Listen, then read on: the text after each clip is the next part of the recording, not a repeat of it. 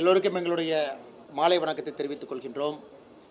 பத்திரிகை நண்பர்கள் எல்லோரும் கூட நம்ம பாரதிய ஜனதா கட்சியினுடைய அலுவலகத்தில் இருக்கிறீங்க. ஒரு 2-3 விஷயங்களை உங்களிடம் பேச வேண்டும் என்பதற்காகத்தான் அந்த பத்திரிகையாளர் சந்திப்பில் நாம் எல்லோரும் கலந்து கொண்டிருக்கின்றோம். ஆரம்பிப்பதற்கு முன்பாக நம்முடைய கிறிஸ்தவ சொந்தங்களுக்கு பாரதிய ஜனதா கட்சியினுடைய அன்பார்ந்த கிறிஸ்மஸ் தின நல்வாழ்த்துக்களை தெரிவித்துக் கொள்கின்றோம். இன்று மத்தியானத்திலிருந்து குறிப்பாக இன்று மிட்நைட் எல்லாமே ஒரு பெரிய அளவில் மாஸ் போவாங்க. அன்பு, சகோதரத்துவம், சமத்துவம் எல்லாம் கூட இந்த கிறிஸ்மஸ் பெருநாளில் நிலைத்து எல்லா மக்களும் இன்புற வாழ வேண்டும் என்று எல்லாம் வல்ல இறைவனை வேண்டிக் கொள்கின்றோம். அதே நேரத்தில் நம்முடைய பாரத பிரதமர் ஐயா நரேந்திர மோடி அவர்கள் கடந்த 2 நாட்களாக நீங்கள் பார்க்குறீங்க, தலைநகர் டெல்லியில் கிறிஸ்மஸ் விழா நிறைய இடத்துல பங்கேற்று கொண்டிருக்கின்றார்கள். அவருடைய வாழ்த்துக்களையும் கூட பொதுமக்கள் பெரும் ஒரு அன்போடு வரவேற்று அதை பெற்றுக்கொண்டிருக்கின்றார்கள். அரசியலில் 2-3 விஷயத்தை உங்கள்கிட்ட சொல்லணும். குறிப்பாக நம்முடைய மாண்புமிகு முதலமைச்சர் ஐயா ஸ்டாலின் அவர்கள் நேற்று ministry of law and justice, election commission of India ஒரு ரெக்வெஸ்ட் வச்சுருந்தாங்க, ரெக்கமெண்ட் பண்ணியிருந்தாங்க. குறிப்பாக section 93 subclause 2 conduct of election rules, அதில் ஒரு மாற்றம் வேண்டும் என்று, அமெண்ட்மெண்ட் வேண்டும் என்று. அதை நம்முடைய முதலமைச்சர் உட்பட சில அரசியல் கட்சி தலைவர்கள் அதை வேண்டுமென்றே திரித்து அதன் மூலமாக மக்கள் மன்றத்தில் நாம் ஏதோ ஒரு பெரும் தவறு செய்து விட்டோம் என்கின்ற ஒரு வாதத்தை முன்வைக்கின்றார்கள். இது பத்திரிகை நண்பர்கள் மூலமாக இதை ஒரு விளக்கத்தை கொடுக்கணும், மக்களுக்கு உங்கள் மூலமாக எடுத்துச் செல்ல வேண்டும் என்பது எங்களுடைய ஆசை. நமக்கு தெரியும், இன்னைக்கு கான்டக்ட் ஆஃப் எலெக்ஷன் ரூல்ஸ் 1961 அதுபடி எலெக்ஷன் எப்படி நடத்தணும், ப்ராசஸ் எப்படி எல்லாமே டிஃபைன் ஆகிருக்கு. அதில் குறிப்பாக செக்ஷன் 93 சப்கிளாஸ் 2 என்ன சொல்லுதுனாங்க, எலெக்ஷன் முடிந்த பிறகு எலெக்ஷன் சம்பந்தப்பட்ட ஆவணங்களை யார் வாங்க முடியும், யார் பார்க்க முடியும் என்று. அதில் ஒரு வார்த்தையை பார்த்தீங்கன்னா, all other papers relating to the election shall be open to public inspection. அதாவது எலெக்ஷனை பொறுத்த வரைக்கும் தேர்தலில் போட்டியிட்டவர்களுக்கு சில பேப்பர் ஓப்பனாக இருக்கும், தேர்தலில் போட்டியிடாதவங்களுக்கு சில பேப்பர் ஓப்பனாக இருக்கும். இன்றைக்கி நம்ம பப்ளிக்கு எது கிடைக்கும் அப்படிங்கிறது தான் இது. All other papers relating to the election shall be open to public inspection. இதை நம்முடைய ஹரியானா ஹைகோர்ட் அவங்க சமீபத்தில் தீர்ப்பில் போலிங் சென்டர்னுடைய சிசிடிவி ஃபுட்டேஜ் கூட அந்த ஆல் அதர்ஸ் பேப்பர் அப்படிங்கிறதுக்கு சம்மந்தப்பட்டதாக ஒரு தீர்ப்பு கொடுத்துருக்குறாங்க. ஆல் அதர்ஸ் பேப்பர் அப்படின்னா அதில் சிசிடிவி ஃபுட்டேஜும் அடங்கும் அப்படின்னு. அதற்கு எலெக்ஷன் கமிஷன் அவங்க இல்லை, அது வராது, ஏன்னா சிசிடிவி ஃபுட்டேஜ் என்பது கண்டிப்பாக நம்ம பப்ளிக்கு கொடுக்க முடியாது, அது ஒரு சென்சிட்டிவான ஒரு விஷயம் அப்படிங்கிறக்காக அவங்க அந்த ஆல் அதர்ஸ் பேப்பர் அப்படிங்கிறதுக்கு பதிலாக ஸ்பெசிஃபைடு இந்த ரூல்ஸ் அப்படின்னு மாற்றிருக்காங்க. இது எதற்காக தேர்தல் ஆணையம் இதை மாற்றிருக்கிறாங்க, அதற்கான விளக்கமும் கொடுத்துருக்காங்க. எதற்காக மத்திய அரசு இதை ஒத்துக்கிட்டாங்க, எதற்காக மினிஸ்ட்ரி ஆஃப் லா அண்ட் ஜஸ்டிஸும் பர்மிஷன் கொடுத்துருக்காங்கன்னா, நமக்கு தெரியும் ஒரு சிசிடிவி ஃபுட்டேஜ் இருக்குது, இன்னும் கேண்டிடேட்டுக்கு அது இருக்குது, candidate can receive a copy of the CCTV footage, அவங்க வாங்கிக்கலாம், கேண்டிடேட்டுக்கு யாருமே தடுக்கலை. ஆனால் பப்ளிக்கு அது கிடைக்கும் பொழுது, குறிப்பாக ஜம்மு அண்ட் காஷ்மீராக இருக்கட்டும், ஜார்க்கண்டாக இருக்கட்டும், சென்சிட்டிவான பகுதியில் அது யார் கையில் ஃபுட்டேஜ் இருந்தாலும் கூட யார் வந்தாங்க, யார் ஓட்டு போட்டாங்க, யார் ஓட்டு போடல எல்லாமே தெரியும். அது குறிப்பாக உங்களுக்கு தெரியும், நிறையா நக்சல் அஃபெக்டட் ஏரியாவில் டெரரிசம் இருக்கக்கூடிய பகுதியில் ஓட்டு போடக்கூடாது அப்படின்னு ஒரு பெரும் அச்சுறுத்தல் அந்த மக்களுக்கு இருக்குது. நீங்கள் ஓட்டு போட்டால் உங்களை கொன்றுவோம், ஓட்டு போட்ட இடத்துல கொண்டிருக்காங்க. ஏன் தேர்தலில் தேர்தல் நடத்தக்கூடிய அதிகாரிகளை கொண்டிருக்காங்க. இது இந்தியாவில் பல இடத்துல நம்ம பார்க்குறோம். அதுவும் இன்றைக்கி ஆர்டிஃபிஷியல் இன்டெலிஜென்ஸில் வந்த பிறகு போலிங் ஸ்டேஷனுக்குள் இருக்கிற சிசிடிவி ஃபுட்டேஜ், போலிங்க்கு வெளியே இருக்கிற சிசிடிவி ஃபுட்டேஜ் இரண்டும் உங்கள் கையில் கிடச்சிதுன்னா 10 நிமிஷத்தில் மேப் பண்ணிடலாம். அந்த ஒரு காரணம், மிக முக்கிய காரணமாக எலெக்ஷன் கமிஷன் அவங்க சொல்லியிருக்காங்க. அதனால் சிசிடிவி ஃபுட்டேஜ் ஒரு சாமானிய மனிதனுக்கு, நாட் அ கேண்டிடேட், அவர்களுக்கு கொடுப்பதில் எந்த விதமான ஒரு பப்ளிக் மெஷரும் கூட மீட் அவுட் ஆகலை அப்படிங்கிறக்காக அதை அந்த ரூல்ஸை அமெண்ட் பண்ணி மாற்றிருக்காங்க. நாம் புரிந்து கொள்ள வேண்டும், இதுவரைக்கும் சிசிடிவி ஃபுட்டேஜ் யாருக்குமே கொடுக்கல. முதலமைச்சர் அவரை பேசுகிறத பார்த்தீங்கன்னா, ஏதோ நேற்று வரைக்கும் சிசிடிவி ஃபுட்டேஜ் கொடுத்துட்டு இருந்தாங்க, எனக்கு எலெக்ஷன் கமிஷன் அமெண்ட் பண்ணி நாளை காலையிலேருந்து கொடுக்க மாட்டேன்னு சொல்கிறாங்க. அப்படி இதுவரை இந்திய அரசியலில் சிசிடிவி ஃபுட்டேஜை யாரும் கேட்கல, யாருக்கும் கொடுக்கல. ஆனால் இந்த முறை பஞ்சாப் அண்ட் ஹரியானா ஹைகோர்ட்டினுடைய இன்டர்பிரிட்டேஷன், ஆல் அதர் பேப்பர்ஸ்னால் சிசிடிவி ஃபுட்டேஜும் அடங்கும் அப்படின்னு சொன்னனால அதை கிளாரிஃபை பண்ணி எலெக்ஷன் கமிஷன் ஒரு சின்ன அமெண்ட்மெண்ட்டை கொண்டு வந்திருக்காங்க. இதை பாரதிய ஜனதா கட்சி நாங்கள் வரவேற்கின்றோம். எலெக்ஷன் கமிஷன் அவங்க கொண்டு வந்திருக்கக்கூடிய அந்த அமெண்ட்மெண்ட்டு குறிப்பாக அச்சுறுத்தல் இல்லாமல் கிராமப்பகுதி, நகர்ப்பகுதி எல்லா இடத்துலும் கூட, தமிழ்நாட்டிலே பாருங்கள், நீ ஓட்டு போட்டால் கரண்ட் கட் பண்ணி விட்டுருவேன், 100 நாள் வேலைவாய்ப்பு திட்டத்தில் உன் பேர் எடுத்துருவேன், இப்படியெல்லாம் நடக்கக்கூடிய நம்ம ஊர்லேயே நடக்குது. அதனால் நிச்சயமாக இது மக்களுடைய பாதுகாப்புக்கு வழிவகுக்கும். அதே நேரத்தில் இன்னும் நிறைய நண்பர்கள் தேர்தலில் வாக்களிப்பதற்கு, வாக்கு சதவீதத்தை உயர்த்துவதற்கு இது பயன்படும் என்பது எங்களுடைய நம்பிக்கை. இரண்டாவது, நம்முடைய அமைச்சர் அன்பில் மகேஷ் பொய்யாமொழி அவர்கள் தொடர்ந்து கடந்த 2 நாட்களாக நிறைய விஷயங்கள் சொல்கிறாங்க, நிறைய பொய்யும் சொல்கிறாங்க. நாங்கள் பாரதிய ஜனதா கட்சி 3 நாட்களாக அமைச்சர்கிட்ட கேட்குற கேள்வி என்னன்னாங்க, பிஎஸ்என்எல் நிறுவனம் தமிழ்நாட்டில் எல்லா இடத்துக்கும் கல்வித்துறைக்கு இன்டர்நெட் கொடுக்குறாங்க, நீங்கள் சர்வீஸ் வாங்குறீங்க. 3 மாத காலமாக உங்களுக்கு பில் கட்டாதனால சர்வீஸ் துண்டிக்கப்பட்டிருக்கிறது, அதனால் மாணவர்கள் பாதிக்கிறாங்கன்னு சொன்னோம். அந்த மாதிரி இல்லவே இல்லைன்னாங்க. நாங்கள் லெட்டர் ஒன்று ரிலீஸ் பண்ணோம், பாருங்கள் இந்த மாதிரி இருக்குது. அது முதல்லையே கட்டியாச்சு, பொய் சொல்கிறாங்க. நாங்கள் நேற்று மறுபடியும் ஒரு லெட்டர் ரிலீஸ் பண்ணோம், இல்லை பாருங்கள் நேற்று தான் நீங்கள் கட்ட சொல்லி ஆர்டரே போட்டிருக்கீங்கன்னு. அதில் அமைச்சர் அவர்கள் நிறைய விஷயங்களை பத்திரிகையாளர் சந்திப்பில் முன் வச்சிருக்கிறாங்க. ஒன்று, மத்திய அரசு நேற்று கொண்டு வந்திருக்கக்கூடிய 5ஆம் கிளாஸ் 8ஆம் கிளாஸ் டிடென்ஷன் பாலிசின்னு ஒன்று கொண்டு வந்திருக்காங்க. அதாவது 5ஆம் வகுப்பில் ஒரு மாணவன் மாணவி அந்த பரீட்சையில் ஃபெயில் ஆகும் பொழுது 2 மாதம் கழித்து மறுபடியும் ஒரு வாய்ப்பு கொடுக்கப்படும். அதுலேயும் அவங்க ஃபெயில் ஆகிறாங்க அப்படின்னா அவங்க ஹோல்ட் ஆவாங்க அந்த கிளாஸில்.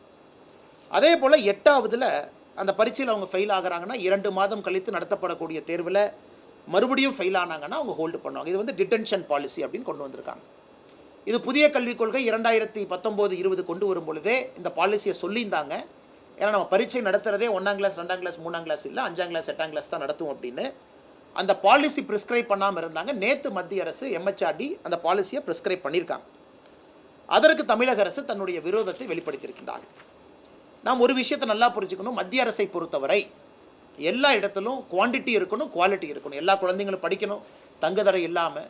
அதே நேரத்தில் எஜுகேஷனும் குவாலிட்டியாக கொடுக்கணும். ஆசிரியருக்கு நீங்கள் ஒரு கட்டாயம் வைக்கணும் இல்லைங்களா?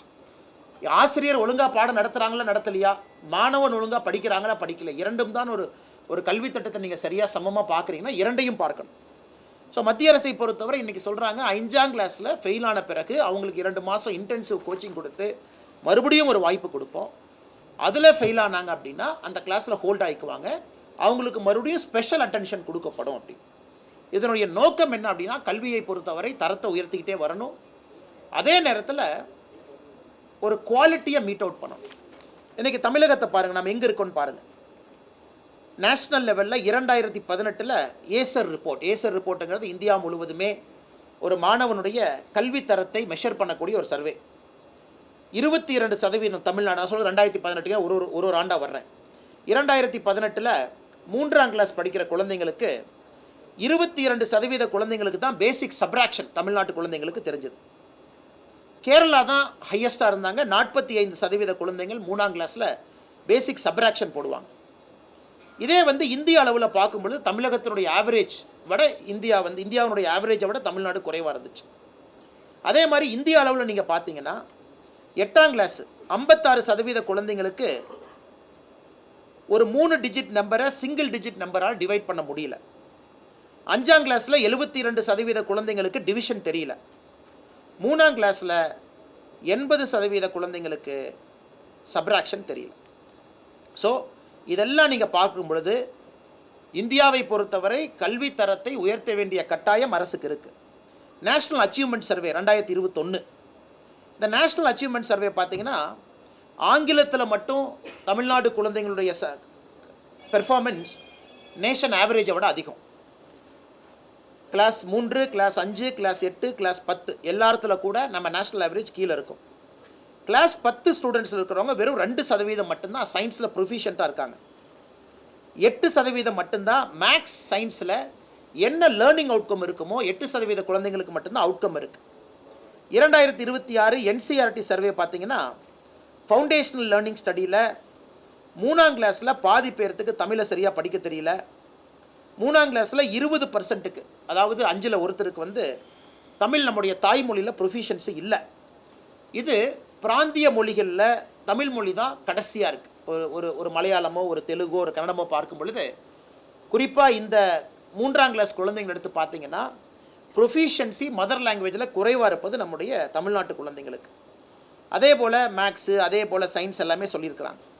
ஸோ எதற்காக இதை நான் படிக்கிறேன் அப்படின்னாங்க, இது அரசுக்கு ஒரு கட்டாயம் இருக்குது. தமிழ்நாடு அரசு அமைச்சருக்கு ஒரு கட்டாயம் என்னென்னா, நான் குழந்தைங்க எல்லாத்தையும் கிளாஸ் ரூமில் உட்கார வச்சேன், நான் அப்படியே பாஸ் பண்ண வச்சேன், 10ஆம் கிளாஸ் வரைக்கும் அனுப்பிட்டேன். இது சொல்வது பெருமையாக இருந்தாலும் கூட அது 1980 தேவைப்பட்டுச்சு.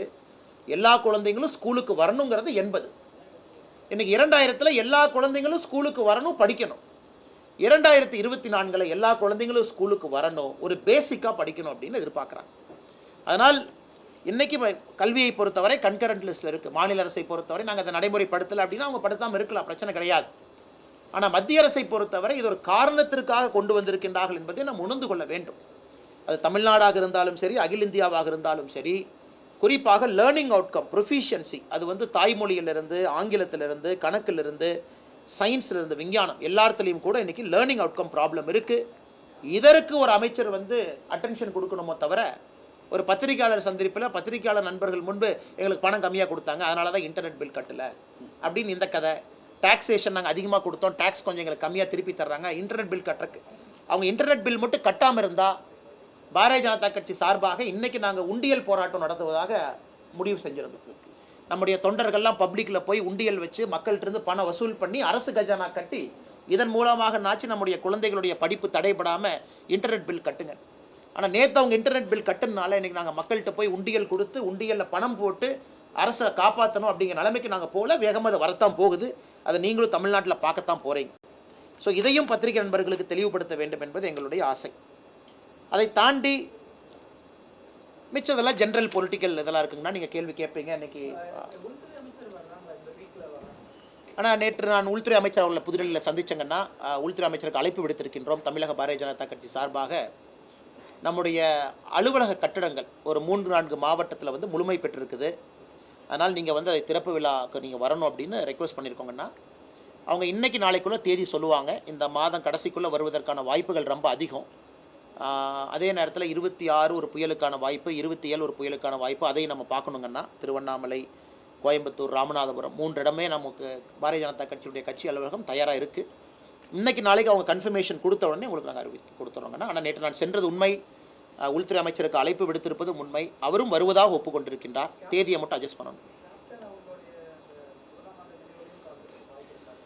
ஆனால் நம்முடைய கேப்டன் விஜயகாந்த் ஐயா அவருடைய 1ஆம் ஆண்டு குரு பூஜை விழாவுக்கு இன்று தேமுதிகவினுடைய தலைவர்கள்லாம் வந்தாங்க. அண்ணன் சுதீஷ் அவர்கள் நம்முடைய அலுவலகத்துக்கு வந்திருந்தாங்க. தொலைபேசி மூலமாக ஒரு வாரத்துக்கு முன்னாடியே சொல்லியிருந்தாங்க, இந்த மாதிரி 28ஆம் தேதி குரு பூஜை விழாவிலே கலந்து கொள்ள வேண்டும் என்று அழைப்பு விடுத்திருக்கின்றார்கள். கட்டாயமாக நாங்கள் கலந்து கொள்கின்றோம்.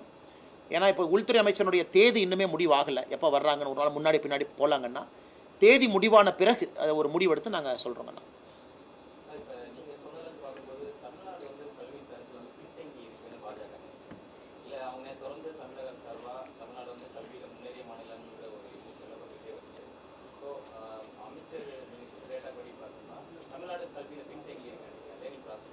ஆனால் நாம் இன்றைக்கி என்ன மெஷர் பண்ணுறோம் அப்படின்னாங்கன்னா, தமிழ்நாட்டை பொறுத்த வரைக்கும் எவ்வளோ பேர் படிக்கிறாங்கன்னு மெஷர் பண்ணுறோம். Cross enrolment ratio 47%. சூப்பர். அது காமராஜர் ஐயா அவருடைய கனவுன்னா, அங்கிருந்து நாம் வந்து குவான்டிட்டி அதிகப்படுத்திட்டோம். குவாலிட்டி அவ்வளோ பேர்த்தில் குவாலிட்டி மீட் அவுட் ஆகிருக்காமல் இந்தியா முழுவதுமே இந்த பிரச்சனை இருக்குங்க. நான் தமிழ்நாட்டை நான் சுட்டி காட்ட விரும்பலை. இந்தியா முழுவதும் ஏசர் ரிப்போர்ட்டில் பார்த்தீங்கன்னா, ஆனால் தமிழ்நாட்டை நீங்கள் கம்பேர் பண்ணிங்கன்னாங்கன்னா, சவுத் இந்தியன் ஸ்டேட்ஸ் எல்லாமே நம்மளையே குவாலிட்டி ஆஃப் லேர்னிங் அவுட்கமில் ஓவர்டேக் பண்ண ஆரம்பிச்சிட்டாங்க. கேரளா, கர்நாடகா, தெலங்கானா, குறிப்பாக இந்த 3 மாநிலங்களும் குவாலிட்டி ஆஃப் லேர்னிங் அவுட்கம் ஏன்னா மெஷர் பண்ணுறாங்க. 3ஆம் கிளாஸ், 5ஆம் கிளாஸ், 8ஆம் கிளாஸ் 3 கிளாஸுக்கு 2 ஆண்டுகளுக்கு ஒரு முறை என்சிஆர்டி, சிபிஎஸ்சி இவங்க மெஷர் பண்ணுறாங்க. ரேண்டமாக தமிழ்நாட்டில் ரேண்டமாக ஒரு 5-6 மாவட்டத்தை எடுக்கிறாங்க. போன முறை தருமபுரி எடுத்திருந்தாங்க, ஈரோடு எடுத்திருந்தாங்க, சவுத்தில் ஒரு மாவட்டம் எடுத்திருந்தாங்கன்னா, கிளாஸ் ரூமில் இருக்கக்கூடிய குழந்தைங்களுக்கு டெஸ்ட் வைக்கிறாங்க ரேண்டமாக ஒரு 2-3 நாளில். அந்த குழந்தை வந்து பேசிக் மேக்ஸ் போடுறாங்களா, பேசிக் சயின்ஸ் தெரியுதா அவங்களுக்கு, ஒரு தமிழ் பேராகிராஃப் கொடுத்து படிக்க சொல்கிறாங்க, பிழை இல்லாமல் படிக்கிறாங்களான்னு. அந்த அச்சீவ்மெண்ட்டை தான் நான் உங்களுக்கு சொன்னேன் 2018, 21, 22. அதில் பார்க்கும்பொழுது ரொம்ப வருத்தத்துக்குரிய விஷயம் வந்து நம்ம குவாலிட்டி ஆஃப் லேர்னிங் அவுட்கம்ஸ் கீழே போயிட்டுருக்கு. அது வந்து இது நான் சொல்கிறது எல்லாமே இதில் டிபேட் பண்ணுறதுக்கு ஒன்றுமே இல்லைங்க. நான் ஆக்கப்பூர்வமாக சொல்கிறேன். அதனால் அமைச்சர் அவர்கள் இன்றைக்கி 5ஆம் கிளாஸ், 8ஆம் கிளாஸ் நம்ம ஏன் டிடென்ஷன் பண்ணுறோம் அப்படின்னாங்கன்னா, அந்த குவாலிட்டி ஒரு இடத்துல வரணும்னு நினைக்கிறோம். ஏதோ ஒரு இடத்துல எல்லோருக்குமே ஒரு சின்ன பயம் இருக்கணும். நாம் ஒரு எக்ஸாம் ஃபெயில் ஆகிட்டோம்னா அவங்களுக்காக 1 வருஷம் வெயிட் பண்ணலிங்கன்னா, அரசு 2 மாதத்தில் அடுத்த எக்ஸாம் வைக்கிறாங்க. அந்த 2 மாதமும் அவங்களுக்கு கோச்சிங் கொடுக்குறாங்க. அதில் நீங்கள் பாஸ் ஆகணுங்கிறாங்க. இல்லாட்டி அந்த மாணவன் என்ன ஆகுங்கன்னா, நீங்கள் சும்மா உட்கார வச்சா ஒரு கிளாஸ் ரூமில் 20-30 பேர் இருப்பாங்க. ஓரளவுக்கு எபோ ஆவரேஜ் ஸ்டூடெண்ட் முன்னாடி போயிட்டு இருப்பான், பிலோ ஆவரேஜ் ஸ்டூடெண்ட் பின்னாடி இருப்பான். எப்படி பிலோ ஆவரேஜ் ஸ்டூடெண்ட்டை மேலே கொண்டு வருவீங்க? இதற்காகத்தான் மத்திய அரசு இதை கொண்டு வந்தாங்களோ தவிர வஞ்சிக்கிறதுக்காக இல்லை. இதையும் மத்திய மாநில அரசு நார்த்து சவுத்துன்னு மாற்றும் பொழுது கொஞ்சம் மனம் வலிக்கிறது. இல்லை நார்த் சவுத் எங்கே வந்துச்சு, மத்திய மாநில அரசு சண்டை எங்கன்னா வந்துச்சு. இது வந்து நம்ம 2019-20 புதிய கல்விக் கொள்கையிலேயே சொல்லியிருக்கோம். Learning outcomes is a part of new education பாலிசின்னு தெளிவாக சொல்லியிருக்கோம். அதை 3 ஆண்டுகள் எல்லா மாநிலத்துக்கும் வாய்ப்பு கொடுத்து 4 ஆண்டுகள் கழித்து 2024 நாம் அதை கெஜெட் நோட்டிஃபிகேஷன் எடுத்து கொடுத்துருக்கோம். அதனால் நிச்சயமாக தமிழகத்தில் கல்வியினுடைய தரம் குவாலிட்டி கீழே வருதுங்கண்ணா. அதனால் நம்ம மறுபடியும் பீகார்கிட்ட போய் யூபிகிட்ட போய் ஒப்பிடக்கூடாதுங்கண்ணா. உடனே இவங்க என்ன பண்ணுவாங்க, பீகாரோட நாங்கள் சூப்பர், யூபியோட சூப்பர்பாங்க. கேரளாவோட சூப்பரான்னு நான் கேட்குறேங்கண்ணா. தெலுங்கானாவோட சூப்பரா, கர்நாடகாவோட சூப்பரா? என் 3 கேள்வி. தென்னிந்திய மாநிலங்களோடு ஒப்பீடு செய்யும் பொழுது தமிழகம் எங்கே இருக்கும் அப்படிங்கிறது தான் கேள்வி. அதற்கு அமைச்சர் பதில் சொல்லணும். அதை விட்டு மாற்றி வேறு ஏதோ பேசுகிறாங்க அப்படிங்கிற குற்றச்சாட்டு தான் அவங்க முன்னாடி நாங்கள் வைக்கிறோம்.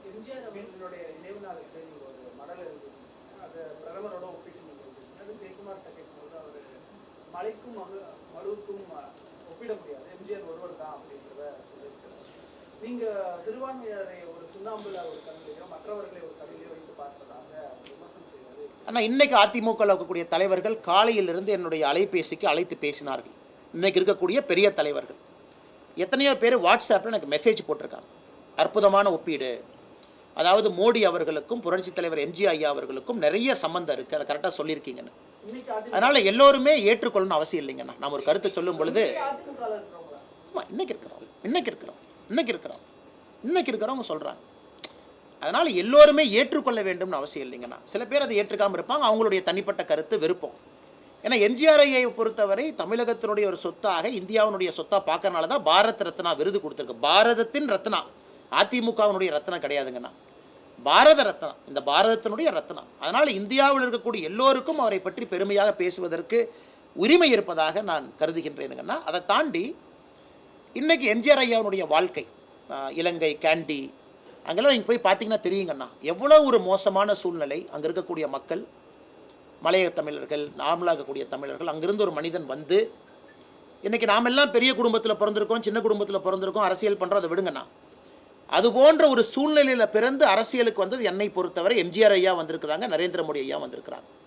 மோடி ஐயாவுடைய வீடு எப்படிப்பட்ட வீடு, அவங்க அம்மாவும் 10 பாத்திரம் கழுவுனாங்க, 5 வீட்டுக்கு போய் பாத்திரம் கழுவி தான் மோடி ஐயா மேலே வந்தாங்க. அது ஒரு ஒப்பீடு.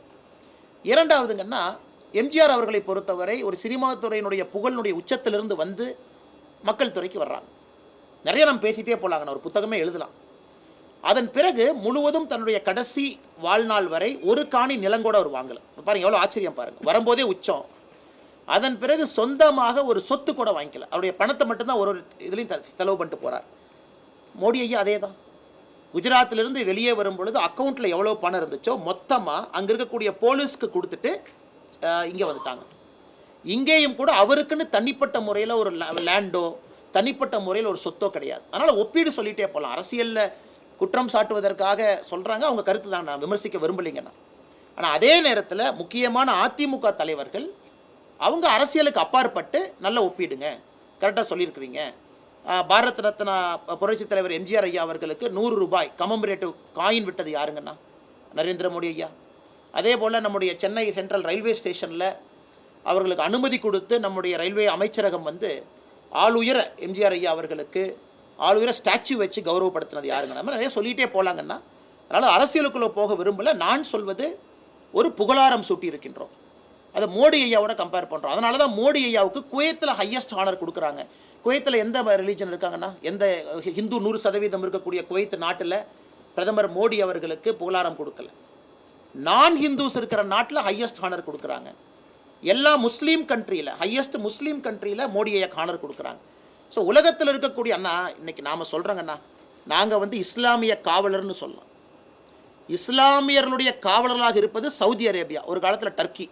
ஏன்னா மெக்கா மெதினா யார் கையில் இருக்கோ அவங்க தான் கண்ட்ரோல் பண்ணுறாங்க, அவங்க தான் கஸ்டோடியன்ஸ். சவுதி அரேபியானுடைய ராஜா மோடி அவர்களுக்கு சிவப்பு கம்பளம் போட்டு வாங்குன்னு சொல்கிறாங்க. அதனால் இங்கே இஸ்லாமியர்களுடைய தலைவர்கள் சில பேர் சுற்றிட்டு இருக்கிறாங்க. அதாவது இஃப்தார் விருதுக்கு போயிட்டு ஒரு தொப்பியை போட்டுட்டு அவங்களுடைய குல்லாவை போட்டுட்டு நான் வந்து இஸ்லாமியர் காவலர், நான் இஸ்லாமியருடைய காவலராக உலகத்தில் இருக்க organisation of Islamic countries OIC, Saudi Arabia custodians of Mecca and Medina, அவர்கள் எல்லோருமே மோடி அவர்களை உலகத் தலைவராக சிவப்பு கம்பளம் போட்டு வரவேற்கும் பொழுது இன்றைக்கி கிணத்து தவளையை போல் தமிழ்நாட்டில் சில பேர் என்ன சொல்கிறாங்கன்னா, பாரதிய ஜனதா கட்சி இஸ்லாம் மதத்துக்கு எதிரி, பாரதிய ஜனதா கட்சி இந்த மதத்துக்கு எதிரின்னு. போப்புங்க பிரதமர் அவர்களுக்கு தனிப்பட்ட முறையில் ஒரு நட்பு, 45 நிமிடம் 1 மணி நேரம் உட்காந்து பேசுகிறாங்க. எங்கேயுமே யாருமே நம்ம கிரிட்டிசிசம் பண்ணுறதில்ல. ஆனால் வாக்கு அரசியலுக்காக தமிழகத்தில் சில பேர் சொல்கிறாங்க, அது மக்களும் கூடிய விரைவில் புரிஞ்சுக்குவாங்கன்னா அதற்கு மேலே என்ன கருத்து சொல்கிறதுங்க? எதுக்கு சார்? இப்போ தான் கன்னியாகுமரியில் ஒரு தலைவரை கட்சி விட்டு தூக்குனாங்க. எதுக்கு தூக்குனாங்க? கன்னியாகுமரி மாவட்ட செயலாளர். ஆர்எஸ்எஸ் ஊர்வலம் நடக்குது.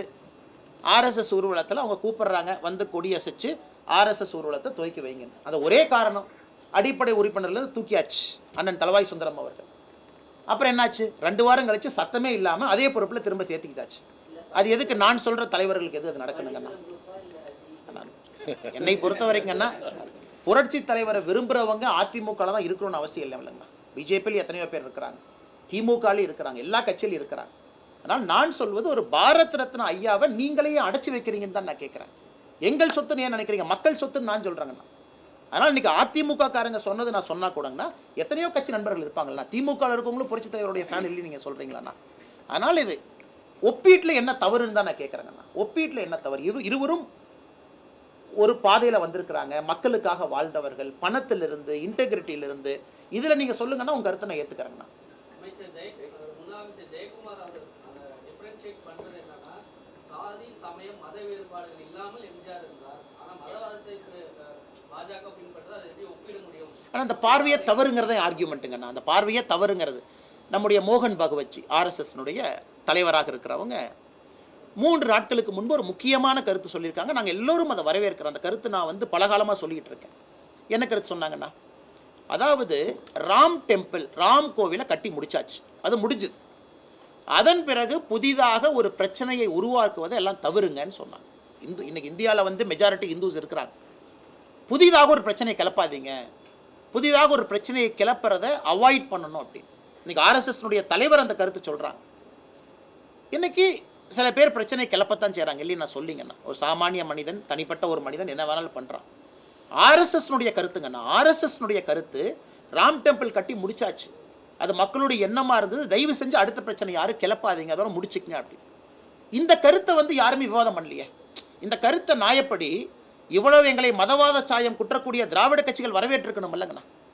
இன்னைக்கு திராவிட கட்சிகளாக இருக்கக்கூடிய இத்தனை தலைவர்கள் மோகன் பகவத் ஐயா சொன்ன கருத்தை ஏன் வரவேற்கலீங்கண்ணா?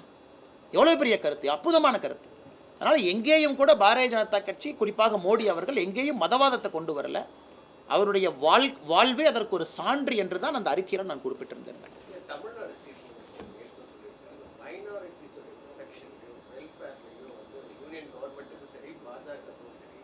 எந்த ஒரு இதுவும் கிடையாது, அவங்க எதுவுமே இது வரைக்கும் அவங்களுக்காக பண்ணதில்லை அப்படின்னு கிறிஸ்மஸ் இல்லாத. ஆனால் இன்னைக்கு இது வந்து மைனாரிட்டி சீசன்னா, இந்த புஷ்பா 2 மாதிரி இன்றைக்கி வந்து திமுகவுக்கு வந்து இது மைனாரிட்டி சீசன். அதாவது 20ஆம் தேதி ஆரம்பித்தாங்கன்னா உதயநிதி ஸ்டாலின் அவர்கள் வந்து இங்கே போவாங்க, கோயம்புத்தூர் போய் அவர் ரெண்டு சொல்லுவாங்க, ஸ்டாலின் ஐயா சென்னையில் சொல்லுவாங்க. இந்த மைனாரிட்டி சீசனில் விட்டுடலாங்கண்ணா. எங்களுக்கு எல்லாமே ஒரே சீசன் தான், ஜனவரியிலிருந்து டிசம்பர் 31 வரை எங்களுக்கு ஒரே சீசன் தான். ஆனால் இன்றைக்கி பிரதமர் அவர்களை பொறுத்தவரை, பிஜேபியை பொறுத்த வரைக்கும், இன்றைக்கி நம்முடைய மாண்புமிகு முதலமைச்சர் அவர்கள் நாங்கள் மைனாரிட்டிக்கு எதுவுமே செய்யலை அப்படின்னு ஒரு கருத்தை முன்வைக்கிறாங்க. அப்படின்னா என்னால் ஆயிரம் விஷயங்கள் உங்கள் முன்னாடி சொல்ல முடியுங்கண்ணா. ஆயிரம் விஷயங்கள். ஏன்னா தனி அறிக்கையாகவே கொடுக்குறோம். ஒரு மைனாரிட்டி சமுதாயத்தை, குறிப்பாக இஸ்லாமியர்களுக்கு கொடுக்கக்கூடிய ஸ்காலர்ஷிப் பாரதிய ஜனதா கட்சி காங்கிரஸை கம்பேர் பண்ணுங்கள், எவ்வளோ வந்திருக்கு, எவ்வளோ அதிகப்படுத்தியிருக்கோம் பார்க்கலாம். ஹஜ் யாத்திரை நாம் வந்த பிறகு எத்தனை பாயிண்ட் ஆஃப் என்ட்ரியை ஓப்பன் பண்ணியிருக்கோம் பார்க்கலாம். சப்சிடி அதிகப்படுத்தியிருக்கோம் பார்க்கலாம். மைனாரிட்டி இன்ஸ்டிடியூஷன்ஸ்க்கு நம்ம கொடுக்கக்கூடிய மரியாதை பார்க்கலாம். ஏன்னா மைனாரிட்டி இன்ஸ்டிடியூஷன்ஸ்க்கு தொடர்ந்து பாரதிய ஜனதா கட்சி நம்ம ஆதரவு கொடுக்குறோம். இன்க்ளூடிங் சுப்ரீம் கோர்ட்டில் பல இடத்துல அதை எதிர்த்து கேஸ் போடும் பொழுது கூட நம்முடைய ஆதரவு இருக்குது, கான்ஸ்டியூஷனுடைய ப்ரொவிஷன்ஸ். அதெல்லாம் தாண்டி குறிப்பாக கிறிஸ்தவ சமுதாயத்தை நீங்கள் எடுத்துக்கணும், ஸ்பெசிஃபிக்லி டு கிறிஸ்டியன் கம்யூனிட்டி. இன்றைக்கி தமிழ்நாட்டு நம்ம நல்லா புரிஞ்சுக்கணும். இவருடைய தந்தையார் கலைஞர் கருணாநிதி அவர்கள் ரிலீஜியன் பேஸ்ட் ரிசர்வேஷன் கொண்டு வந்தாங்க, இஸ்லாமுக்கும் கிறிஸ்டியனுக்கும். அன்னைக்கே கிறிஸ்டியன் கம்யூனிட்டி எங்களுக்கு வேண்டான்னு சொன்னாங்க. ரிலீஜியன் பேஸ்ட் ரிசர்வேஷன் முதல்ல கொண்டு வந்தே தமிழ்நாட்டில் தான். ஸோ இவங்க அப்போவே பிளவுவாத அரசியலை எப்போவோ ஆரம்பித்தாங்க.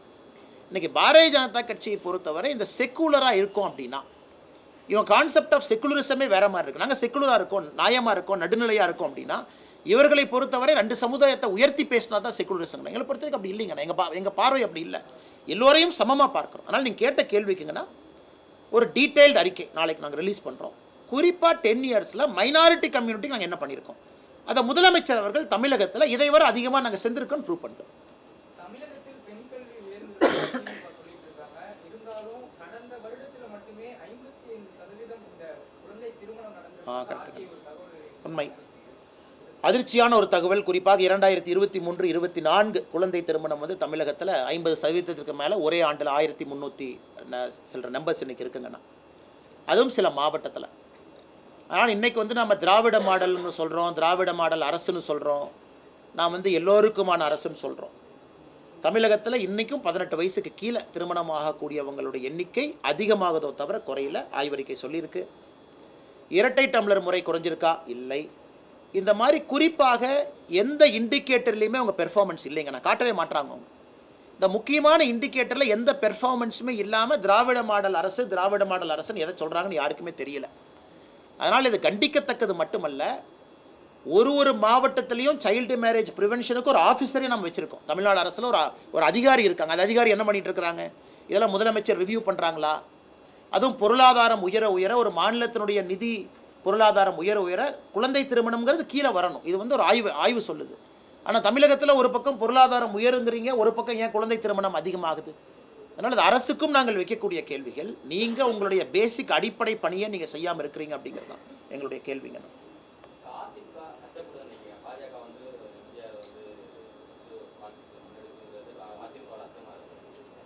ஆனால் அச்சம் நான் பார்க்கலைங்க ஐயா. நான் சொல்கிறது ஏற்கனவே நான் சொன்னேன். நாங்கள் பாருங்கள், இவங்க வந்து கலைஞர் கருணாநிதி ஐயாவுடைய நாணய வெளியீட்டு விழாக்கு இவரை கூப்பிட்டாங்க, அப்போ இவங்க வந்து துரோகிக, மத்திய அரசோடு இணக்கமாக போகிறாங்க. நாங்கள் வந்து புரட்சி தலைவர் ஐயாவுக்கு நாணய வெளியீட்டு விழாக்கு யாரையுமே கூப்பிடல அப்படின்னா. நான் சொன்னது நீங்கள் கூப்பிட்டுருக்கணும். நீங்கள் புரட்சி தலைவர் ஐயாவுடைய நாணய வெளியீட்டு விழாக்கு பிரதமர் வந்திருந்தாங்கன்னா அது காஷ்மீரில் நியூஸ், நாகாலாண்டில் நியூஸ், அஸ்ஸாமில்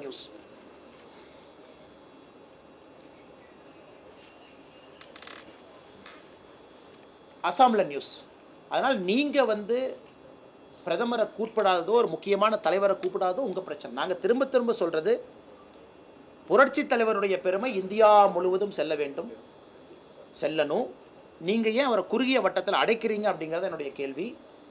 என்னுடைய அறிக்கையும் கூட மோடி ஐயாவையும் எம்ஜிஆர் ஐயாவையும் இருக்கக்கூடிய ஒற்றுமையை கம்பேர் பண்ணி சொல்கிறோம்.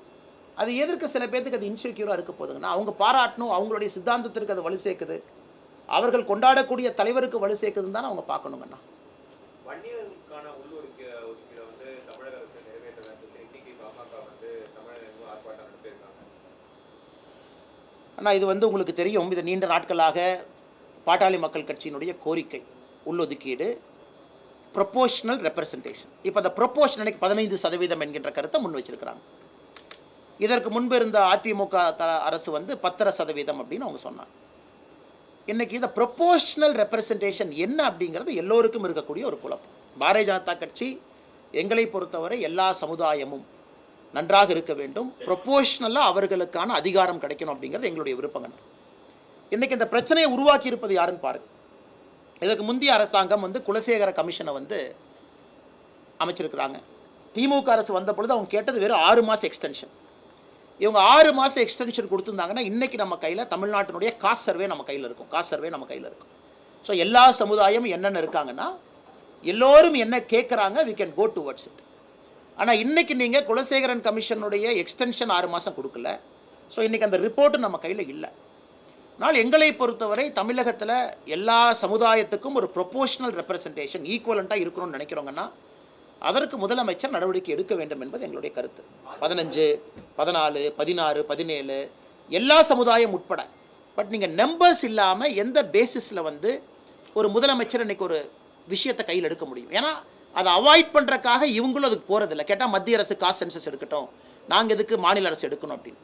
அதனால் பாட்டாளி மக்கள் கட்சியினுடைய கோரிக்கையில் நியாயம் இருக்குது. ஆனால் நீண்ட நாட்களாக கேட்டுகிட்டே இருக்கிறாங்க. எந்த பேசிஸில் கொடுக்கணும் அப்படிங்கிறதுக்கு மாநில அரசு முதல்லையே பார்த்தீங்கன்னா மடை மாற்றி விட்டுட்டாங்க. கையில் வந்து எந்த விதமான டேட்டா பாயிண்ட்ஸும் இல்லை.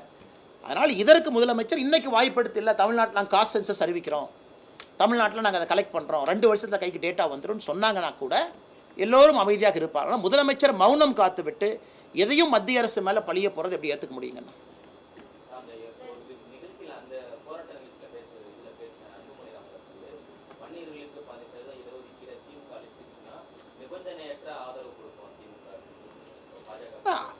அவங்களுடைய மெயின் கோலே இதுங்கண்ணா. ஒரு கட்சியாக பாட்டாளி மக்கள் கட்சியோடைய மிக முக்கியமான ஒரு முழக்கம் பல ஆண்டுகளாக, பல வருடங்களாக, கிட்டத்தட்ட 10-20 இயர்ஸ் அவங்க சொல்கிறது எல்லாமே வந்து உரிய அங்கீகாரம் கிடைக்கணும் அப்படின்னு.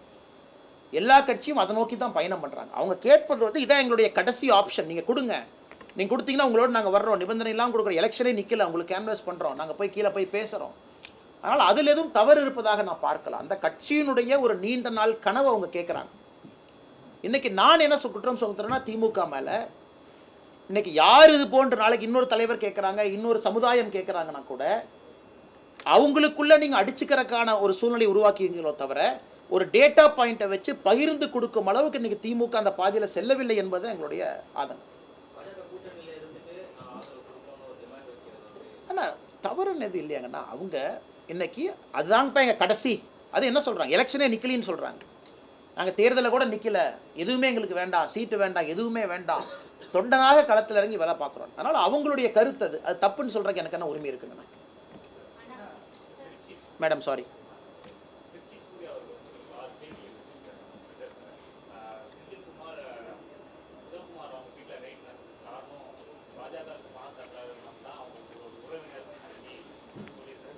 பாஜகவுக்கு பணம் கொடுக்காதனால ரைட் நடந்தது அப்படின்னா, ஆனால் நான் ட்விட்டர் பார்க்கலிங்கன்னா, அதனால் நீங்கள் கேள்வி இருந்தால் கேளுங்கன்னா நான் பதில் சொல்கிறேன். நீங்கள் கேளுங்க, சொல்ல வேண்டிய என் கடமை நான் சொல்கிறேன். நான் சகோதரிகிட்ட போயிட்டு உங்கள்கிட்ட வர்றேன், நீங்கள் கேள்வி கேளுங்க. சொல்லுங்கள் சார்.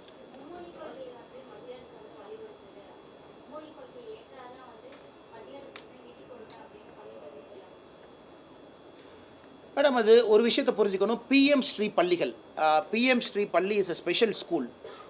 அது குறிப்பாக நம்ம சொல்கிற இந்த பிரச்சனை, நம்மளுடைய லேர்னிங் அவுட்கம்ஸ் வந்து ரொம்ப குறைவாக இருக்குது, இதை வந்து அதிகப்படுத்த வேண்டும், இதை ஊக்கப்படுத்த வேண்டும் என்பதற்காகத்தான் பிஎம் ஸ்ரீ பள்ளி 16,000 பள்ளிகளை பிரதமர் அவர்கள் கொண்டு வந்தாங்க. அதில் புதிய கல்விக் கொள்கை இருக்கும், அதில் எந்த மாற்று கருத்தும் இல்லை. பிஎம் ஸ்ரீ பள்ளியில் புதிய நியூ எஜுகேஷன் பாலிசி இருக்குங்க. ஏன்னா நியூ எஜுகேஷன் பாலிசியினுடைய அம்சம் தான் பிஎம் ஸ்ரீ, நல்லா புரிஞ்சுக்கணும். அதாவது பள்ளிக்கல்வித்துறை அமைச்சர் ஒரு விஷயத்தை உணர்ந்துக்கணும், பிஎம் ஸ்ரீ என்பது தனிப்பட்ட முறையில் அறிவித்த ஒரு அறிவிப்பு கிடையாதுங்க. புதிய கல்விக் கொள்கையினுடைய கண்டினியூஷனாக தான் பிஎம் ஸ்ரீ. அது கண்டிப்பாக நியூ எஜுகேஷன் பாலிசி தான் ஃபாலோ பண்ண போகுது. இப்போ நியூ எஜுகேஷன் பாலிசியில் உங்கள் மும்மொழி கொள்கைன்னு குழப்பறாங்க. அது மும்மொழி கொள்கை அப்படி பார்க்காதீங்க மேடம். 2 மொழி ப்ளஸ் ஒரு ஆப்ஷனல் மொழி, அதைத்தான் 3 மொழியை திணிக்கலை. எப்போவுமே இந்தியாவில் இதுவரை மும்மொழி கொள்கை தான் இருந்துச்சுங்க. 1965 ஃபஸ்ட்டு எஜுகேஷனுக்காக கொண்டு வரப்பட்ட மத்திய அரசு policy 3 language formula. 1980 3 language formula. எப்பொழுதுமே மும்மொழி கொள்கை தான். இந்த முறை பிரதமர் என்ன சொல்லியிருக்காங்கன்னா, 3 மொழியில் 3வது மொழி கட்டாயம் ஹிந்தியாக இருந்ததை மாற்றியாச்சு, 3வது மொழி ஏதோ ஒரு மொழியை படிங்க. அதனால் எப்படி இவங்க குற்றம் சுமத்த முடியும்? இவங்க என்ன சொல்லணும், நாங்கள் பிஎம் ஸ்ரீ பள்ளியை வாங்கிக்கிறோம். ஏன்னா தலைமைச் செயலாளரே லெட்டராக சொல்லியிருக்கார், அவர் அப்ஜெக்ட் பண்ணல. நாங்கள் பிஎம் ஸ்ரீ பள்ளி எங்களுக்கு வேணும், கொடுங்க, அலோகேட் பண்ணுங்கள். இவங்க என்ன சொல்லணும், ஓகே நாங்கள் வாங்கிக்கிறோம், சென்னைக்குள் இருக்கிற சில பள்ளியில் 3வது மொழியாக தெலுங்கு வைக்கிறோம், கோயம்புத்தூர் பார்டரில் கன்னடம் வைக்கிறோம், மலையாளம் வைக்கிறோம், ஒசூர் பார்டரில் கன்னடம் வைக்கிறோம். ஸோ இந்தியா தமிழ்நாட்டில் தமிழ் மொழி பேசாத குழந்தைகள் கூட 3வது மொழியை அவங்க தாய்மொழியை கற்றுக்கிட்டோம். சில பள்ளிகளுக்கு உருது வைக்கிறோம். இப்படித்தான் அமைச்சர் புத்திசாலித்தனமாக பதில் சொல்லி ஸ்கூலை வாங்கிட்டு வரணுமோ தவிர இதில் அரசியல் செய்யக்கூடாது. நாங்கள் சொல்கிறது வந்துங்க, கட்டாயம் ஆங்கிலம், கட்டாயம் தமிழ், அதில் மாற்றுக்கருத்து இல்லை. 3வது மொழி மாநில அரசு உங்களுக்கு பிடிச்சதை வச்சுக்கங்க. ஏன் தமிழ்நாட்டில் கன்னடம் பேசக்கூடியவங்க யாருமே இல்லையா? தெலுங்கு பேசக்கூடியவங்க யாருமே இல்லையா? ஏன் தமிழ்நாட்டில் உருது பேசக்கூடியவங்க யாருமே இல்லையா? அந்த குழந்தை 3வது மொழியாக தன்னுடைய தாய்மொழியை கற்றுக்கலாம்னு நினைக்கலாம் இல்லைங்களா? அதையும் ஏன் அமைச்சர் தடுக்கின்றார் என்பது தான் எங்களுடைய கேள்வி. ஆனால் நீங்கள் கேளுங்க.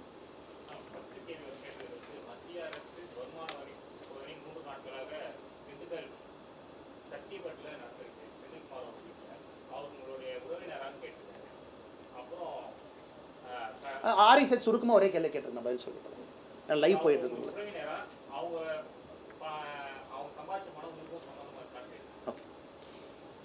இது நான் கோயம்புத்தூர்லேயும் பதில் கேட்டாங்க, பதில் சொல்கிறேங்கண்ணா. அண்ணா, அதாவது சமீபத்தில் வருமான வரித்துறை அதிகாரிகள் வந்து ஒட்டஞ்சத்திரம் பக்கத்தில் ஒரு நபரினுடைய இல்லத்தில் வருமான வரித்துறை சோதனை பண்ணியிருக்காங்க. நான் கோயம்புத்தூரில் பதில் சொன்னேன், ஆம் என்னுடைய உறவினர் தான், தூரத்து வகையில் ஒரு விதத்தில் உறவினர். ஏன்னா எங்களுடைய குடும்பத்திலிருந்து, எங்களுடைய சொந்தக்காரங்களுக்கு அவங்க குடும்பத்திலேருந்து நாங்கள் பொண்ணு எடுத்திருக்கோம். இது கொங்கு உதாரணத்துக்கு நானும் செந்தில் பாலாஜியும் உறவினர் தான். நானும் செந்தில் பாலாஜியும் பங்காளி. நானும் செந்தில் பாலாஜி அண்ணனும் ஒரே கோயிலுக்கு போகிறவங்க, உறவினர் தான். நானும் ஜோதிமணி அக்கா நிறைய பேர், நானும் ஜோதிமணி அக்கா நானும் ஜோதிமணி அக்கா உறவினர். எனக்கு அக்கா வந்து 20 வருஷமாக தெரியும். அவங்க வீட்டுக்கு போயிருக்கேன், சாப்பிட்ருக்கேன். அரசியல் வருவதற்கு முன்பு அவங்க அம்மா கையில் சாப்பிட்ருக்கேன். ஏன்னா நானும் ஜோதிமணி அக்காவும் ஒரே கோயிலுக்கு போகிறவங்க, பங்காளி தான். இந்த மாதிரி நான் சொல்லிகிட்டே போவாங்கண்ணா. நானும் சக்கரபாணி அண்ணன் உறவினரா? ஆமாம், உறவினர் தான். திமுகவில் கொங்கு பகுதியில் இருக்கக்கூடிய எல்லோருமே 20 விதத்தில் எனக்கு உறவினர் தான். நீங்கள் அந்த ஆங்கிளில் போனீங்கன்னாங்கன்னா எல்லோரும் எனக்கு உறவினர்கள் தான். ஏன் நானும் செந்தில் பாலாஜி அவர்களும் எதிரும் புதிருமா எனக்கு அரசியல் பேசிகிட்டு இருக்கோம். ஒரே கோயிலுக்கு போகிற ஆட்கள், பங்காளிகள். நானும் கரூரினுடைய அதிமுகவுடைய அமைச்சர் விஜயபாஸ்கர் உறவினர்களா? ஆமாம் உறவினர்கள், ஆமாம் பங்காளி. ஒரே கோயிலுக்கு போகிறோம். செவ்வாய்க்கிழமை கோயிலுக்கு போகிறோம்னா எதிரும் புதிருமா முட்டிக்குவோம். நான் வர்றப்ப அவங்க வர மாட்டாங்க, அவங்க வர்றப்ப நான் போக மாட்டாங்க. அந்த கோயிலே அட்ஜஸ்ட் பண்ணி வேறு வேறு டைமுக்கு வர சொல்லுவாங்க. இதை ஒரு லாஜிக் எடுத்து நாம் அரசியலில் பேச ஆரம்பித்தாங்கன்னா எல்லாமே உறவினர்கள் தான், சொந்தங்கள். எல்லாருமே அரசியல் வந்ததுக்கப்புறம் எல்லாரும் சொந்தங்கள். இதில் எண்டே இல்லை. என்னுடைய குடும்பமா, என்னுடைய ரத்த சொந்தமா, என்னுடைய சகோதரியா சகோதரனா நீங்கள் கேட்குற கேள்வி ஒரு நியாயம் இருக்குது. கோயம்புத்தூரில் போன ஆண்டு இன்கம் டேக்ஸ் அதிகாரிகள் பண்ண ரைடில் பாதி பேர் உறவினர்கள் தான். எனக்கு பாதி பேர் உறவினர்கள் தான். அந்த லாஜிக் எங்கே போகும்னா, நான் இன்ஃப்ளூயன்ஸ் பண்ணுறேன்னு ஒரு கேள்வி கேட்டிங்கன்னா ரெண்டாவது கேள்வி. இல்லைங்கண்ணா ஒரு ரைடு பண்ணிட்டாங்க, நீங்கள் ஏதாச்சும் இன்கம் டேக்ஸ் ஃபோன் பண்ணிங்களா? யாருக்கு இது வரைக்கும் லைஃப்பில் இன்கம் டேக்ஸ் நான் ஃபோன் பண்ணதில்லை. இல்லை அவங்களுக்கு அந்த எவேஷன் பண்ணியிருக்காங்க கேட்டிங்களா? சத்தியமாக நான் பண்ணல. அது இன்கம் டேக்ஸ் அதிகாரியை செக் பண்ணிங்க, ஃபோன் ரெக்கார்ட் செக் பண்ணிங்க. அந்த மாதிரி ஒரு கேள்வி யார் வைத்தாலும் நியாயம் இருக்குது. எனக்கு தூரத்துறவினரோ சொந்தக்காரங்களோ கொங்கு பகுதியில் ஒரு ரைட் நடக்குதுன்னா நான் எப்படி அதற்கு பொறுப்பேற்க முடியுங்கண்ணா? மேபி அதை இப்படி பாருங்களேன், மாநில தலைவரும் நேர்மையாக இருக்காருன்னு பாருங்களேன். நான் கூப்பிட்டு இல்லைங்க எனக்கு வந்து உறவினர், அதனால் தயவு செஞ்சு அவங்க வீட்டுக்கு போகாதீங்க, அவங்க சொந்தக்காரங்க, இவங்க வீட்டுக்கு போகாதீங்க. இல்லை இன்கம் டேக்ஸ் இங்கே ரைடு அடிச்சிங்கன்னா அரசியல் 20 சீட் கொடுப்பாங்க. ஆனால் அரசியலுக்கு வந்த பிறகு நான், அது செந்தில் பாலாஜி அவர்களாக இருந்தாலும் சரி, ஜோதிமணி அக்கா அவர்களாகவும் சரி, சித்தாந்த ரீதியில் கொள்கை அடிப்படையில் நாங்கள் எடுத்துக்கிறோம். ஏன் நான் அரசியல் வருவதற்கு முன்பு நானும் செந்தில் பாலாஜி அவர்களும் ஒன்றாக அமர்ந்து உணவு சாப்பிடலையா? செந்தில் பாலாஜின்னா என் வீட்டுக்கு வந்து சாப்பிட்டு போயிருக்கார். அரசியல் வருவதற்கு முன்பு எங்கள் அம்மா கையில் சாப்பிட்டு போயிருக்கார். உண்மை நான் சொல்கிறேன். ஏன்? சொந்தக்காரங்க, ஒரே கோயிலுக்கு போகிறவங்க. ஆனால் அதற்காக நான் தெய்வ தட்சணை பார்க்குறேன்னா? இல்லை அதற்காக செந்தில் பாலாஜி மேலே வைக்கக்கூடிய குற்றச்சாட்டில் அவரு தெய்வ தட்சணை பார்க்குறாரா? மக்கள் மன்றத்தில் வைக்கிறோம், தவறுகளை வைக்கிறோம். அதனால் இந்த மாதிரி நம்ம இதை எக்ஸ்டெண்ட் பண்ணியே ஒன்னொன்னே கனெக்ட் பண்ண ஆரம்பித்தாங்கன்னா அது ரொம்ப தவறாக போயிடும். நான் யாராச்சும் இன்ஃப்ளூயன்ஸ் பண்ணுறான்னு கேள்வி கேளுங்க, நான் பதில் சொல்கிறேன். அல்லது என்னுடைய ரத்த சொந்தம் நான் சம்பந்தப்பட்டிருக்கக்கூடிய விஷயத்தில் இருக்கா, நான் பதில் சொல்கிறேன். தேங்க்யூ. நான் கேட்ட கேள்வி நல்லது, பதில் சொல்லணும்னு நினச்சா நீங்கள் கேட்டீங்க. பொங்கலுக்கு வந்து போன ஆண்டு நீட் தேர்வு வச்சாங்க. இந்த ஆண்டு வந்து யூஜி டெட் தேர்வு வந்து பொங்கலுக்கு வைக்கிறாங்க. மத்திய அரசுக்கு தமிழக அரசாங்கத்திலிருந்து கடிதம் கொடுத்துருக்காங்க. இது தள்ளி வைக்க வாய்ப்பு இருக்கு. நான் 2-3 பரீட்சைக்கு போகக்கூடிய மாணவர்கள் நமக்கு இமெயில் அனுப்பியிருக்காங்கன்னா நாங்களும் இதை எடுத்துகிட்டு போகிறோங்கன்னா வில் ஆல்சோ டேக். ஏன்னா தமிழ்நாட்டில் பொங்கலை பொறுத்த வரைக்கும் அது ஸ்பெஷல் டால் அது. ஏன்னா கிட்டத்தட்ட 5 நாட்கள் நமக்கு அது இருக்கும். அதனால் கொஞ்சம் நாய் இருக்குங்கண்ணா, நம்ம புறக்கணிக்க முடியாது. எங்களுக்கும் இமெயில் போட்டிருக்காங்க நம்முடைய அலுவலகத்திற்கு. அதை முடிஞ்ச வரைக்கும் எடுத்துகிட்டு போனால் ஆல் இந்தியா எக்ஸாம் இது, அதையும் நம்ம புரிஞ்சுக்கணுங்கண்ணா. ஏன்னா வேறு இடத்துல மகர சங்கராந்தி எல்லாமே நடக்குது. எங்களால் என்ன முடியுமோ நாங்கள் செய்கின்றோம். இந்த உங்களுடைய இன்னொரு எலெக்ஷன் ப்ராசஸ் அண்ணா தலைவர் இங்கே இவர் தான் இப்போ நம்மளுடைய மாநிலத்தினுடைய தேர்தல் அதிகாரிங்கன்னா. இன்றைக்கி பாரதிய ஜனதா கட்சியை பொறுத்தவரை தமிழகத்தில் 68,000 பூத்தில் கிட்டத்தட்ட 40,000 பூத்தை தாண்டி இன்றைக்கி வந்து பூத்து தலைவர் தேர்தல் நடந்து முடிஞ்சிருச்சு ஒரு பக்கம். மிச்சம் 38,000 பூத்துக்கும் நாங்கள் டிசம்பர் 31 வரைக்கும் டைம் கொடுத்து போயிட்டுருக்கோங்கன்னா, மாவட்ட தலைவர்கள் எல்லோரையும் ஜனவரி 10ஆம் தேதிக்குள்ளே தேர்தல் முடிக்கணுங்கிற ஒரு நோக்கத்தில் போயிட்டுருக்கோம். ஆனால் பூத்து தலைவருக்கான தேர்தல், பூத் தலைவர் முடித்தோடனே ஒன்றிய தலைவருக்கான தேர்தல், ஒன்றிய தலைவர் முடித்த உடனே மாவட்ட தலைவருக்கான தேர்தல், மாவட்ட தலைவர் முடித்தோடனே மாநில தலைவருக்கான தேர்தல், மாநில தலைவர் முடித்தோடனே தேசிய தலைவருக்கான தேர்தல். 5 தேர்தல் 2 முடிஞ்சிருச்சுங்கன்னா ஜனவரி எண்டுக்குள்ளே இந்த ப்ராசஸ் முடியுங்கண்ணா. அரை நூற்றாண்டு கால திராவிட கட்சிகளினுடைய அந்த ஆட்சி காலத்தில் பெரியாரினுடைய கொள்கைகள் வந்து படிப்படியாக கைவிடப்பட்டிருக்கிற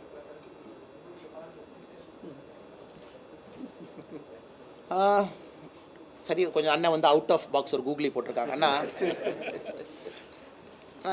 நிறைய இடத்துல கேட்க மாட்டாங்கன்னா, நான் பிஜேபி, நாங்கள்லாம் பிஜேபி அப்படிங்கனால ஒரு விதமான முத்திரை எங்கள் மேலே குத்தப்பட்டிருக்கிறது.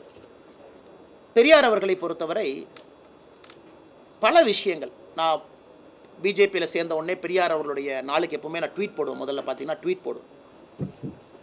உடனே அது வந்து ஒரு பெரிய கான்ட்ரவர்சி. எப்படி நீங்கள் பெரியாருக்கு வந்து நீங்கள் பாராட்டலாம், நீங்கள் ட்வீட் எல்லாம் போடலான்னு பல இடத்துல கேட்டாங்க. நான் பல இடத்துல சொல்கிறது தான், கடவுள் மறுப்பு கொள்கை அவருடைய கொள்கையில் வந்து முற்றிலுமாக நாங்கள் எதிர்க்கின்றோம். பாரதிய ஜனதா கட்சி அதில் யாருக்கும் எந்த பிரச்சனையும் இல்லை.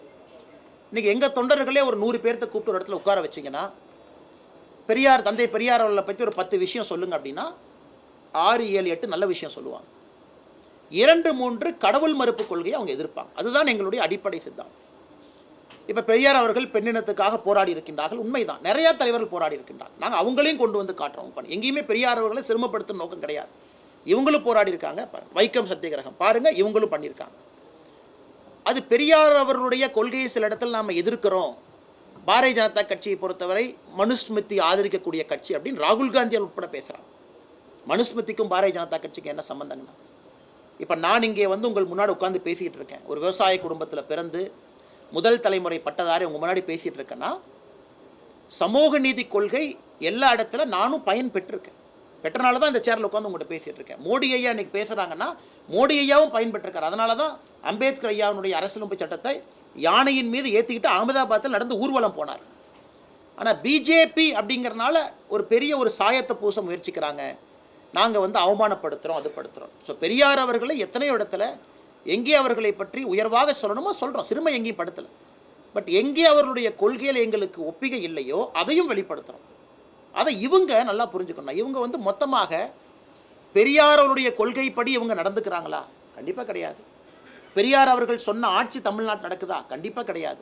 அதனால் இவர்கள் ஏமாற்று வேலை செய்து கொண்டிருக்கின்றார்கள். பாரதிய ஜனதா கட்சி மேலே தேவையில்லாத அபாண்டமான குற்றச்சாட்டு. அம்பேத்கர் அவர்களை பொறுத்த வரைக்கும் அதே தான். திருமாவளவன் சொல்கிறாங்க, அண்ணன் வந்து 28ஆம் தேதி அம்பேத்கர் ஐயாவுடைய பெயரை 1000 முறை உச்சரித்து நாங்கள் போராட்டம் பண்ணுறோம். நான் திருமாவளவனுக்கு வைக்கக்கூடிய ஒரே ரெக்வஸ்ட்டாக நீங்கள் பண்ணுங்கள், தப்பு கிடையாது. அம்பேத்கருடைய கொள்கையை தமிழகத்திலே தமிழக அரசு பின்பற்ற வேண்டும்னு 1000 முறை உச்சரிங்க. நானும் வந்து உங்களோட சேர்ந்து உட்காந்துக்கிறேன். நானும் வர்றேன். எதுக்கு நீங்கள் மட்டும் உட்காருங்க? நானும் வந்து உட்கார்றேன். இரட்டை டம்ளர் வேண்டாம், தூக்கி போடுவோம். பஞ்சாயத்து தலைவர்கள் பட்டியலின சமுதாயம் கொடியேற்றணும், நானும் வர்றேன், நிற்போம். இதெல்லாம் பண்ணுவோம். நீங்கள் அப்படி சொல்லுங்கன்னா, வெறும் அம்பேத்கர் அம்பேத்கர் அம்பேத்கர் ஐயான்னு 1000 முறை ஏன் சொல்லுங்கன்னா, அம்பேத்கர் ஐயாவுடைய கொள்கையை தமிழ்நாட்டில் பின்பற்றுங்கன்னு சொல்லுங்கள் 1000 முறை. நானும் வந்து உங்களோட உட்கார்றேன். அதனால் திருமாவளவனுக்கு நான் அன்போடு வைக்கக்கூடிய கேள்வி, நீங்கள் வந்து நேற்று ஒரு பத்திரிகையாளர் இன்டர்வியூவில் சொன்னீங்க, ஒரு சிட் டவுன் இன்டர்வியூ. இல்லை மோடி அவங்க நிறையா பண்ணியிருக்காங்கப்பா. அம்பேத்கர் ஐயாவுடைய பிறந்த இடம், வாழ்ந்த இடம், இறந்த இடம் எல்லா இடத்துலையும் பாருங்கள் மெமோரியல் கட்டியிருக்காரு, அதெல்லாம் பண்ணியிருக்காங்க. எனக்கு சித்தாந்தத்தில் தான் வேறுபாடுங்கிறீங்க. இன்றைக்கி நீங்கள் அம்பேத்கர் ஐயா கொள்கையை தமிழ்நாட்டில் முழுமையாக நடைமுறைப்படுத்துங்கன்னு மட்டும் நீங்கள் சொல்லுங்கள். திமுக அரசு கூட வேண்டாங்கண்ணா. சரி, எதுக்கு உங்களுக்கு தர்மசங்கோட கூட்டணியில் இருக்கிறீங்க? முழுமையாக நடைமுறைப்படுத்துங்கன்னு சொல்லுங்கள். உங்கள் பக்கத்தில் நான் வந்து உட்கார்றேன். கடைசி கேள்வி. ஓகே அண்ணா, ஆனால் சமூக நீதிங்கிற தயவு செஞ்சு திராவிட இயக்கத்துக்குள்ளே அடைக்க வேண்டாங்க அண்ணா. அண்ணா திராவிட இயக்கத்துக்குள்ளே நம்ம அயக்கூடாது. அதாவது ஒரு மண்டல் கமிஷன் ரிசர்வேஷன் கொண்டு வந்திருக்காங்க 27%. நான் பயன்பெற்றிருக்கேங்கண்ணா. நான் ஓப்பன் கேட்டகரியில் ஐபிஎஸ் ஆனால் கூட என்னோட கேடர் அலோகேஷன் ஓபிசியில் வந்திருக்கு, ஸ்டார்னு போட்டிருப்பாங்க. ஓப்பனாக வந்துட்டோம். கேடர் அலோகேஷன் என்ன பண்ணுவாங்கன்னா ஓபிசி வேகன்சி 1, எஸ்சி வேகன்சி 1 அந்த மாதிரி போடுவாங்க. அதில் நான் பயன்பெற்றிருக்கேன். அப்போ மண்டல் கமிஷனுடைய ரிசர்வேஷன் வந்ததில் நானும் ஒரு பயனாளி. நிறைய பேர் இங்கே இருக்கிறாங்க. அதே போல் தமிழ்நாட்டில் இதற்கு முன்பு ஆட்சியாளர்கள் கொண்டு வந்ததில் நான் பயன்பெற்றிருக்கேன். இன்றைக்கி நம்ம சமூக நீதியை பொறுத்தவரை எங்கேயுமே நான் குற்றம் சுமத்தலைங்கண்ணா. பாரதிய ஜனதா கட்சியில் சமூக நீதி இருக்குது, 100% இருக்குது. கிடைத்த வாய்ப்புலையெல்லாம் பாரதிய ஜனதா கட்சி சமூக நீதியை கொண்டு வந்திருக்கோம். நான் சொல்வது, நீங்கள் அதையெல்லாம் மறந்துட்டீங்க, தாண்டிட்டீங்க. அறிஞர் அண்ணாவை பற்றி 67, 69 விடுவாங்கண்ணா. கலைஞர் கருணாநிதி ஐயாவுடைய முதல் 2 ஆட்சியை விடுவோம். புரட்சி தலைவர் எம்ஜிஆர் ஐயாவுடைய எல்லா ஆட்சியும் விட்டுருவோம். புரட்சி தலைவி அம்மா ஜெயலலிதாவுடைய ஆட்சியை விட்டுருவோம். நான் சொல்வது, இன்றைக்கி நீங்கள் எங்கே ஆரம்பித்து நீ குடும்ப ஆட்சியாக மாற்றி வச்சுருக்கிறீங்க, எங்கே ஆரம்பித்து கரப்ஷன் கவர்மெண்ட்டாக மாற்றிருக்கீங்க. இதை கேள்வி கேட்டாலும் கூட நீங்கள் சமூக நீதி ஏன் பேசுகிறீங்கன்னு தான் நான் சொல்லணும். சமூக நீதி நீங்கள் கொடுத்தீங்களா? கொடுத்தீங்க. பாரதிய ஜனதா கட்சி கொடுத்துச்சா? பாரதிய ஜனதா கட்சி கொடுத்துச்சு. எல்லாரும் கொடுத்தாங்க. 89 கொடுத்தாங்க. அதனால் இன்றைக்கி பேச்சு வந்து பாரதிய ஜனதா கட்சி மட்டும் சமூக நீதி கொடுக்கலின்னு சொல்கிற கருத்துக்கு எனக்கு உடன்பாடு இல்லைங்க. பாரதிய ஜனதா கட்சியும் சமூக நீதி கொடுக்கக்கூடிய ஒரு கட்சி, ஒரு ஆட்சி தான் நான் சொல்கிறேன். ஓகே, போதுமாங்கண்ணா. நன்றிங்கண்ணா. தேங்க்யூ அண்ணா. டாப்பிக்கை தாண்டி எங்கெங்கேயோ போயிட்டோம். அண்ணா அண்ணா அண்ணா அண்ணா சாரிங்க அண்ணா, கடைசிங்க அண்ணா. அண்ணா, நம்முடைய கிறிஸ்மஸ் பண்டிகை எல்லா நம்முடைய சகோதரர்களுக்கும் மறுபடியும் ஒரு முறை வாழ்த்துக்களை தெரிவித்து கொண்டு, நாளைக்கு காலையிலிங்கன்னா நானும் வந்து நம்முடைய பாதிரிகள் இன்வைட் பண்ணியிருக்கிறாங்க.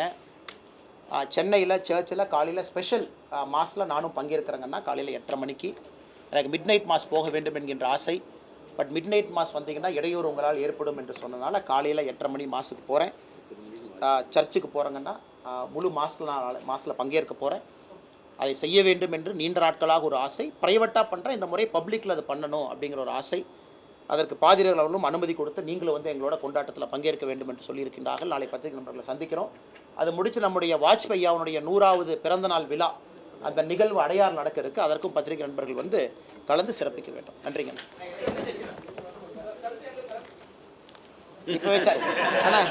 இப்போவே சர்ச் பேரை சொன்னால் போய் மிரட்டிடுவாங்கண்ணா. வேறு எதுவும் இல்லைங்கண்ணா. ஆனால் காலையில் சாந்தோம் சர்ச்சில் இருப்பாங்கண்ணா 8:30 மணிக்கு. அவங்க ஸ்பெஷல் மாஸ். தேங்க்யூ. கிஷோர்